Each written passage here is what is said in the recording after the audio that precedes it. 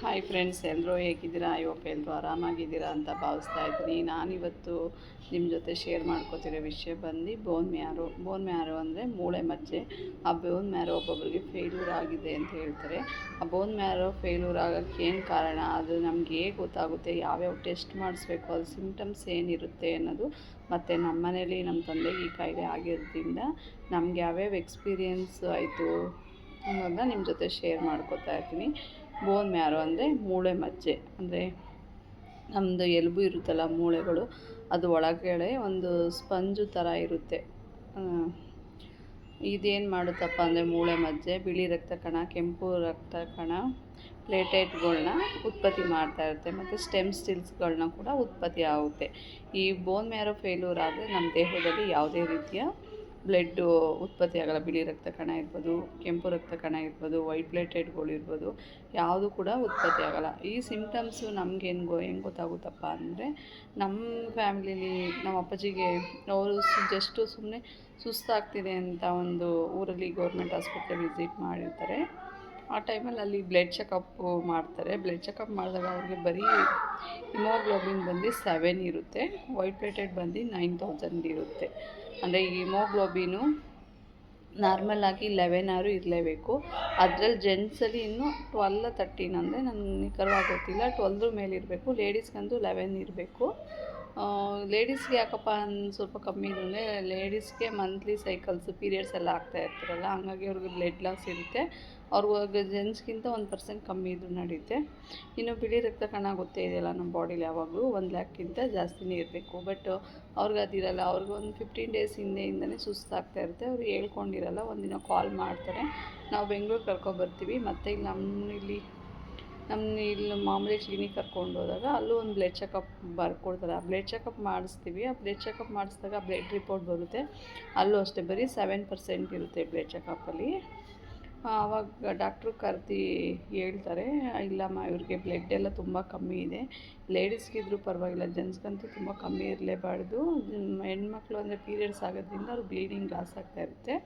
ಜೆಂಟ್ಸ್ಗೆ ಇಷ್ಟೊಂದು ಕಮ್ಮಿ ಇದೆ ಇರುತ್ತೆ. ಇದು ನೀವು ಮಣಿಪಾಲ್ ಹತ್ರ ಹೋಗಿ ಒಂದು ಸಲ ಅಲ್ಲಿ ಬೋನ್ ಮ್ಯಾರೋ ಅಂದರೆ ರಕ್ತಕ್ಕೆ ಡಾಕ್ಟ್ರು ಇರ್ತಾರೆ.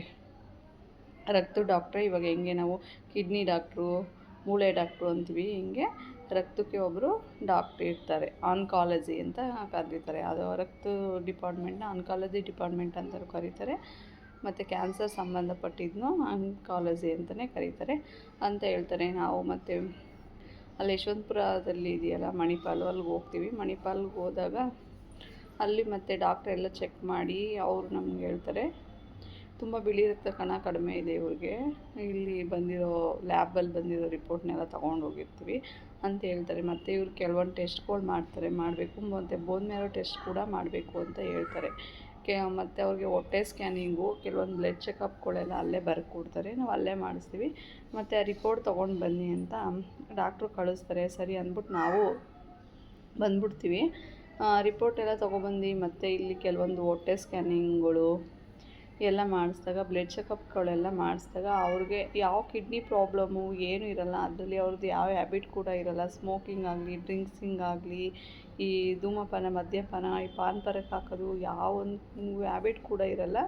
ಬಟ್ ಅದು ನಮಗೆ ಸ್ಪೆಸಿಫಿಕ್ ಕಾರಣನೇ ಗೊತ್ತಾಗಿಲ್ಲ, ಇದು ಅವ್ರಿಗೆ ಬ್ಲಡ್ ಉತ್ಪತ್ತಿ ಆಗೋದು ನಿಂತೋಯ್ತು ಅನ್ನೋದೇ ನಂಗೆ ಸ್ಪೆಸಿಫಿಕ್ಕಾಗಿ ಯಾರೂ ಹೇಳಿಲ್ಲ. ಅದು ಅವ್ರು ಡಾಕ್ಟ್ರು ಪ್ರಕಾರ ಅದು ಅನುವಂಶೀಯವಾಗಿ ಬಂದಿರ್ಬೋದು ಅಂತ ಹೇಳ್ತಾರೆ. ನಮ್ಮ ಫ್ಯಾಮಿಲೀಲಿ ಯಾರಿಗೂ ಇಲ್ಲ ಅಂತ ಹೇಳ್ತೀವಿ. ಬಟ್ ಇತ್ತೀಚೆಗಂತೂ ಯಾರಿಗೂ ಇರಲಿಲ್ಲ, ಅನುವಂಶೀಯವಾಗಿ ಬಂದಿರ್ಬೋದು, ಇಲ್ಲಾಂದರೆ ಏನಾರ ವೀಕ್ನೆಸ್ಗೆ ಆ ಥರ ಆಗಿರ್ಬೋದು ಅಂತ ಹೇಳಿದ್ರು.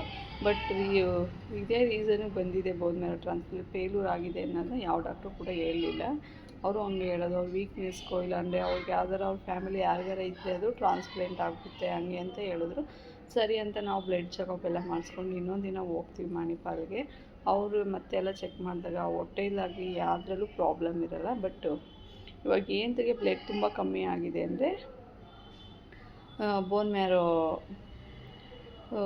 ಬೋನ್ ಮ್ಯಾರೋ ಮಾಡಬೇಕಾಗುತ್ತೆ ಅಂತ ಹೇಳ್ತಾರೆ. ಅಂದರೆ ಬೋನ್ ಮ್ಯಾರೋ ಅಂದರೆ ಈಗ ಮಾಮೂಲಿ ಮೂಳೆ ಅಜ್ಜಿ ಮಸ್ತಿ ಇರುತ್ತಲ್ಲ, ಅಂದರೆ ಇವಾಗ ನಾನ್ ವೆಜ್ ತಿನ್ನೋರಿಗೆಲ್ಲ ಗೊತ್ತಿರುತ್ತೆ, ಮೂಳೆ ಒಳಗಡೆ ಒಂದು ಸ್ವಲ್ಪ ದ್ರವ ರೂಪದ ಮಜ್ಜೆ ಥರ ಇರುತ್ತಲ್ಲ, ಲಿಕ್ವಿಡ್ ಟೈಪು, ಅದು ಅಲ್ಲಿಗೆ ಅಂದರೆ ನಮ್ಮ ಬೆನ್ನು ಇರುತ್ತಲ್ಲ, ಬೆನ್ನಲ್ಲಿ ಆವಾಗೆಲ್ಲ ಸ್ವಲ್ಪ ಸೊಂಟು ತಗೊಳ್ತಾ ಇದ್ರಂತೆ, ಇವಾಗಿಲ್ಲ. ಬೆನ್ನು ಇರುತ್ತಲ್ಲ, ಬೆನ್ನು ಮೂಳೆಯಲ್ಲಿ ಒಂದು ಸ್ವಲ್ಪ ಲೋಕಲ್ ಅನಪೇಸ್ಟಿಯಾ ಕೊಟ್ಟಿರ್ತಾರೆ.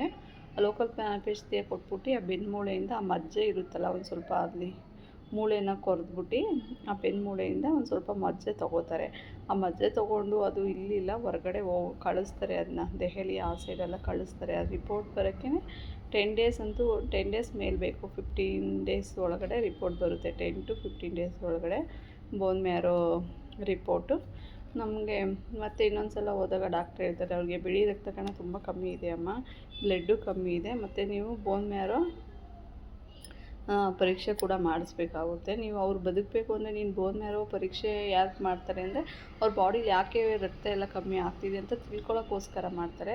ಇವಾಗ ಅವ್ರು ಅಲ್ಲಿವರೆಗೂ ಇರಬೇಕು ಅಂದರೆ ನೀವು ಬ್ಲಡ್ ಟ್ರಾನ್ಸ್ಪ್ಲಾಂಟ್ ಮಾಡಿಸ್ಬೇಕು ಅಂತ ಹೇಳ್ತಾರೆ. ನಾವು ಮಣಿಪಾಲಲ್ಲಿ ಮಾಡಿಸೋಷ್ಟು ತುಂಬ ಹೈ ಇರುತ್ತೆ ಅಲ್ಲೆಲ್ಲ, ಸರಿ ಅಂದ್ಬಿಟ್ಟು ನಾವು ಬ್ಲಡ್ ಟ್ರಾನ್ಸ್ಪ್ಲಾಂಟ್ಗೆ ಒಪ್ಕೊಳ್ಳಲ್ಲ, ಬ್ಲಡ್ ಹಾಕ್ಸೋಕ್ಕೇನು ಒಪ್ಕೊಳ್ಳಲ್ಲ, ಬೋನ್ ಮ್ಯಾರೋ ಒಂದು ಮಾಡಿ ಅಂತ ಹೇಳ್ತೀವಿ. ಒಂದು ಸ್ವಲ್ಪ ಟೈಮ್ ತೊಗೊಂಡು ಅಲ್ಲಿ ಒಂದು 4-5 ಜನ ಡಾಕ್ಟ್ರು ಬಂದು ಅಂದರೆ ಲೋಕಲ್ ಅನಪೇಸ್ತಿಯಾ ಒಂದು ಸ್ವಲ್ಪ ಅಲ್ಲಿ ಬಾಡಿಗೆ ಲೋಕಲ್ ಅನಪೇಸ್ತಿಯಾ ಎಲ್ಲ ಕೊಡ್ತಾರೆ. ಅವತ್ತೇ ಅದೇನು ಸ್ವಲ್ಪ ಬೆನ್ನು ಮೂಳೆ ಕೊರೆದ್ಬಿಟ್ಟು ತೊಗೊಳೋದಲ್ವ ಲಿಕ್ವಿಡು, ಅಲ್ಲೇ ಒಂದು ಬಾಟ್ಲೆಲ್ಲ ಹಾಕಿದ್ರು, ಒಂದು 1 ಅವರ್ ಇರಿಸ್ಕೊಂಡು ಆಮೇಲೆ ಅವನ್ನ ಕಳಿಸ್ತಾರೆ ಮನೆಗೆ. ಒಟ್ಟು ಆ ರಿಪೋರ್ಟ್ ಬರೋಕ್ಕೆ ಒಂದು 15 ಡೇಸ್ ಆಗುತ್ತೆ ಅಂತ ಹೇಳಿರ್ತಾರೆ. ಅಲ್ಲಿವರೆಗೂ ಎಕ್ಸಾಕ್ಟಾಗಿ ನಮಗೆ ಏನಕ್ಕೆ ಈ ಥರ ಆಗ್ತೈತೆ ಅಂತಲೇ ಗೊತ್ತಾಗಲ್ಲ. ಈಗ ಬಿಳಿ ರಕ್ತ ಕಣ ಉತ್ಪತ್ತಿ ಆಗಿಲ್ಲ ಅಂದರೆ ತುಂಬ ತೊಂದರೆ ಆಗುತ್ತೆ. ಕೆಂಪು ರಕ್ತ ಕಣ ಉತ್ಪತ್ತಿ ಅಂದರೆ ಬಾಡಿಲೆಲ್ಲ ಆಮ್ಲಜನಕನೇ ಹೋಗಲ್ಲ, ಶಕ್ತಿ ಇರಲ್ಲ. ಪ್ಲೇಟ್ಲೆಟ್ಗಳು ಉತ್ಪತ್ತಿ ಆಗಿಲ್ಲ ಅಂದರೆ ನಮ್ಗೆ ಏನಾದ್ರು ಒಂದು ಸಣ್ಣ ಗಾಯ ಆಯಿತು ಅಂದ್ರೂ ಆ ರಕ್ತ ಎಪ್ಕಟ್ಟೋದೇ ಪ್ಲೇಟ್ಲೆಟೇ ಇಲ್ಲ ಅಂದರೆ ನಮಗೆ ಅದು ಆ ಥರ ಏನಾಗಲ್ಲ. ಮತ್ತು ಬಿಳಿ ರಕ್ತ ಕಣ ಅಂದರೆ ಗಾಯ ಎಲ್ಲ ವಾಸಿ ಆಗಬೇಕು, ಇದೆಲ್ಲ ರಿಕವರಿ ಬೇಗ ಆಗಬೇಕು ಅಂದರೆ ಬಿಳಿ ರಕ್ತ ಕಣ ಇರಬೇಕು. ಅಂದರೆ ನಮಗೆ ಮನುಷ್ಯ ಆದಮೇಲೆ ಅವ್ನಿಗೆ 3 ಇಂಪಾರ್ಟೆಂಟ್ ಆಗಿರುತ್ತೆ: ಬಿಳಿ ರಕ್ತ ಕಣ, ಕೆಂಪು ರಕ್ತ ಕಣ, ಪ್ಲೇಟ್ಲೆಟ್ಗಳು 3 ಕೂಡ ಇಂಪಾರ್ಟೆಂಟೇ ಆಗಿರ್ತವೆ. ನಾವು ಅಲ್ಲಿಂದ ಕರ್ಕೊಬಂದು ರಾಜರಾಜೇಶ್ವರಿ ಹಾಸ್ಪಿಟ್ಲ್ ಇದೆಯಲ್ಲ, ಅಲ್ಲೆಲ್ಲ ಎಲ್ಲ ಚೆಕಪ್ ಮಾಡ್ತಾರೆ. ಅಲ್ಲೆಲ್ಲ ಚೆಕಪ್ ಮಾಡಿ ಮತ್ತೆ ಅಲ್ಲಿ ಅಡ್ಮಿಟ್ ಮಾಡಿ ಬ್ಲಡ್ ಟ್ರಾನ್ಸ್ಫರೆಂಟ್ ಮಾಡಿಸ್ತಾ ಇರ್ತಾರೆ. ಬಟ್ ಬ್ಲಡ್ಡು ಟ್ರಾನ್ಸ್ಫರ್ ಮಾಡ್ತಾಯಿದ್ರು ಅಲ್ಲಿ ಏನು ಯೂಸೇ ಆಗ್ತಾಯಿರಲ್ಲ. ಅಂದರೆ ಇವತ್ತು ಒಂದು 4 ಬ್ಲಡ್ ಕೊಡಿಸಿದ್ರೆ ಮತ್ತೆ ನಾಳೆಗೆ ಬಿಳಿ ರಕ್ತ ಕಣ ಎಲ್ಲ ಕಮ್ಮಿ ಆಗಿಬಿಡೋದು. ಅಂಥ ಟೈಮಲ್ಲೂ ಅಷ್ಟೇ ನೀವು ಚೆನ್ನಾಗಿ ಅವ್ರಿಗೆ ಊಟಗಳು ಕೊಡಬೇಕು. ನಾನ್ ವೆಜ್ಜು, ಕಾಳು ಸೂಪ್ಗಳು, ಎನರ್ಜಿ ಬರೋ ಅಂಥದ್ದು, ಡ್ರೈ ಫ್ರೂಟ್ಸು, ಹಣ್ಣು ಸೊಪ್ಪು ತರಕಾರಿಗಳ್ನ ಚೆನ್ನಾಗಿ ಕೊಡಬೇಕಾಗುತ್ತೆ. ಆ ರಿಪೋರ್ಟ್ ಬರೋದಕ್ಕೆ ಹೇಳಿದ್ರು ನಾನು 10-15 ಡೇಸ್ ಆಗುತ್ತೆ ಅಂತ. ಅಲ್ಲಿವರೆಗೂ ರಿಪೋರ್ಟ್ ಬರೋದೇ ಇಲ್ಲ. ಈ ಬೋನ್ ಮ್ಯಾರೋ ಪರೀಕ್ಷೆನ ಯಾವ್ಯಾವಾಗ ಮಾಡ್ತಾರೆ ಅಂದರೆ ಲುಕುಮಿಯಾ ಬಂದಾಗ, ಕ್ಯಾನ್ಸರ್ ಬಂದಾಗ, ಅಪ್ಲಾಸ್ಟಿಕ್ ಅನಿಮಿಯಾ ಬಂದಾಗ. ಅಪ್ಲಾಸ್ಟಿಕ್ ಅನಿಮಿಯಾ ಅಂದರೆ ಅದೇ ನಮ್ಮ ಬಾಡೀಲಿ ಆ ಬೋನ್ ಮ್ಯಾರೋ ಫುಲ್ಲು ಫೇಲ್ಯೂರ್ ಆಗಿಬಿಟ್ಟಿರುತ್ತೆ. ಅಂದರೆ ರಕ್ತ ಉತ್ಪತ್ತಿ ಮಾಡೋ ಯಾವುದೇ ಸಿಮ್ಟಮ್ಸ್ ನಮ್ಮ ಬಾಡಿ ಇರಲ್ಲ, ಕಂಪ್ಲೀಟಾಗಿ ರಕ್ತ ಉತ್ಪತ್ತಿ ಆಗೋದು ಸ್ಟಾಪ್ ಆಗಿರುತ್ತೆ. ಅಂದರೆ ಒಂದು 50-60 ನಮ್ಮ ಅಪ್ಪಾಜಿಗೆ 56 ವರ್ಷ, ಅವ್ರ ಏಜಲ್ಲಿ ಒಂದು 50% 50% ಆದರೂ ರಕ್ತ ಉತ್ಪತ್ತಿ ಆಗೋದು ಇರಬೇಕು, ಉತ್ಪತ್ತಿ ಆಗೋ ಕಣಗಳು ಸ್ಟೆಮ್ ಸೆಲ್ಸ್ಗಳು ಇರಬೇಕು ಅಂತ ಹೇಳಿದ್ರು ಡಾಕ್ಟ್ರು. ಬಟ್ ಅವ್ರಿಗೆ ಒಂದು 5% ಅಷ್ಟೇ ಇದ್ದಿದ್ದು. ನೋಡಿ, ನಿಮ್ಮ ಫ್ಯಾಮಿಲಿ ಯಾರು ಈ ಥರ ಕಾಯಿಲೆ ಆಗಿದ್ದರೆ, ಅದರಿಂದ ರಿಕವರಿ ಆಗಿದ್ದರೆ, ಇಲ್ಲ ಯಾರ ಡೆತ್ ಆಗಿದ್ದರೆ ನನಗೆ ಕಮೆಂಟ್ ಮಾಡಿ ತಿಳಿಸ್ಕೊಡಿ. ನಾನು ಈ ವಿಡಿಯೋ ಯಾರಿಗಾರ ನಮಗೆ ಫಸ್ಟು ಆಸ್ಪತ್ರೆಗೆ ಹೋಗೋಕ್ಕೆ ಮುಂಚೆ ಈ ಕಾಯಿಲೆ ತುಂಬ ನಾವು ಎಲ್ಲೂ ನೋಡೇ ಇಲ್ವೇನೋ, ಎಲ್ಲೂ ಕೇಳೇ ಇಲ್ವೇನೋ ಅನ್ನೋ ಥರ ಇತ್ತು. ಆಮೇಲೆ ನಮಗೆ ರಿಪೋರ್ಟ್ ಬರುತ್ತೆ.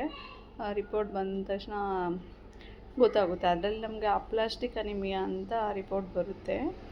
ನಾನು ಗೂಗಲಲ್ಲೇ ಸರ್ಚ್ ಮಾಡಿದ ಪ್ರಕಾರ ನನಗೆ ಅಲ್ಲೇ ಕನ್ಫರ್ಮ್ ಆಗುತ್ತೆ ನನಗೆ ಅಪ್ಲಾಸ್ಟಿಕ್ ಅನಿಮಿಯಾ ಅಂದರೆ ನಮ್ಮ ತಂದೆಯವ್ರಿಗೆ ಯಾವುದೇ ದೇಹದಲ್ಲಿ ಬ್ಲಡ್ಡು ಉತ್ಪತ್ತಿ ಆಗ್ತಿಲ್ಲ ಅಂತ ನನಗೆ ಅಲ್ಲೇ ಕನ್ಫರ್ಮ್ ಆಗುತ್ತೆ. ಅಂದರೆ ನಾನು ಸರ್ಚ್ ಮಾಡಿ ತಿಳ್ಕೊಂಡಿರೋ ಪ್ರಕಾರ.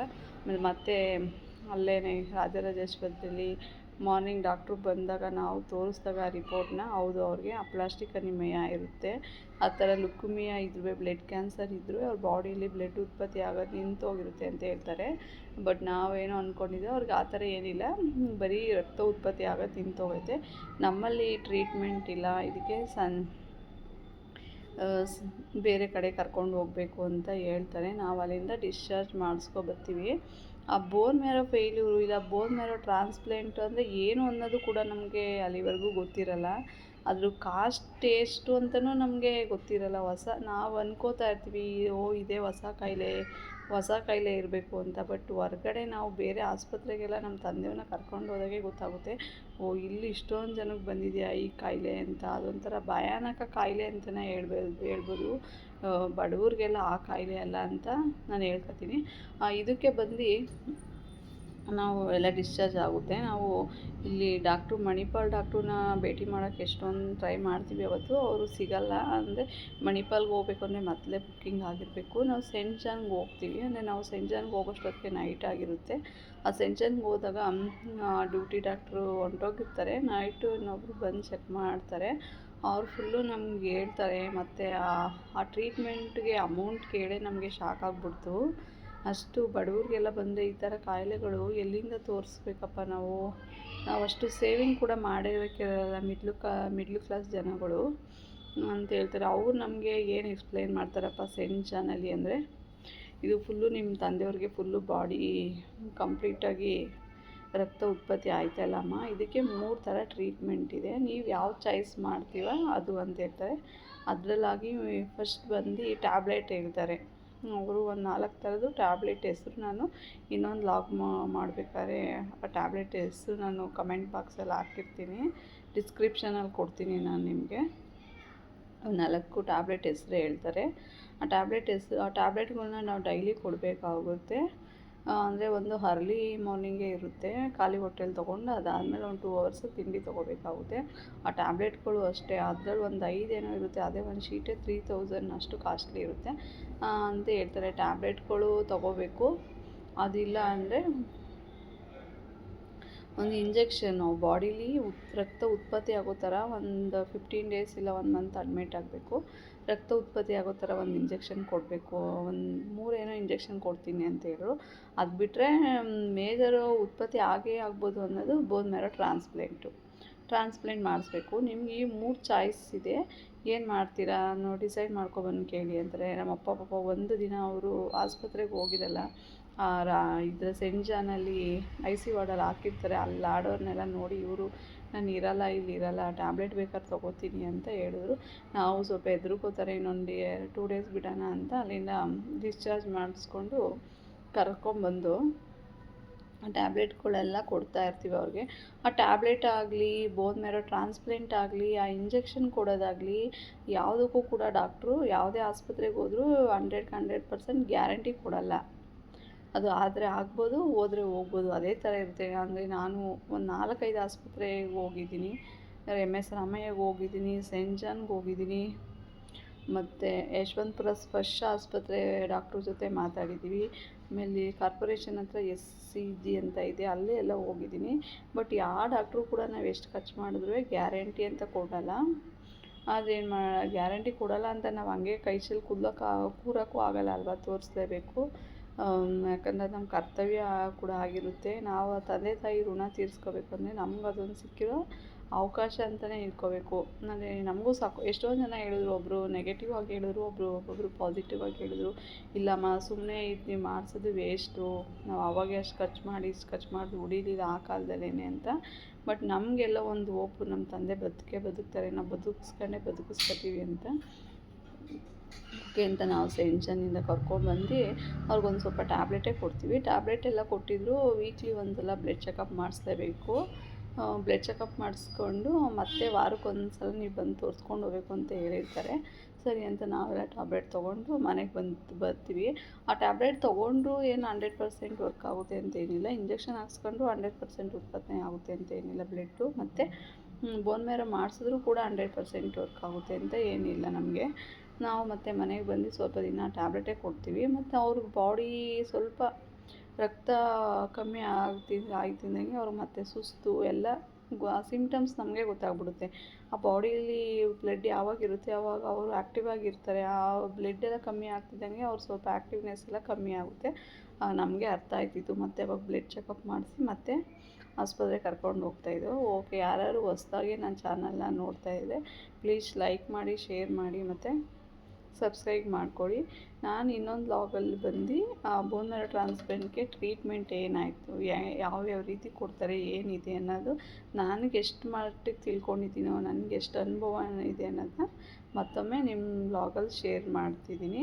ನಿಮ್ಮ ಮನೇಲಿ ಯಾರಿಗಾರ ಈ ಥರ ಆಗಿ ಏನಾಗಿತ್ತು, ಅವರು ಹೇಗಿದ್ದಾರೆ ಅನ್ನೋದು ಕೂಡ ನಂಗೆ ಕಮೆಂಟ್ ಮಾಡಿ ತಿಳಿಸಿ. ಓಕೆ ಫ್ರೆಂಡ್ಸ್, ಈ ಲಾಗ್ನ ನಾನು ಇಲ್ಲಿಗೆ ಎಂಡ್ ಮಾಡ್ತಾಯಿದ್ದೀನಿ.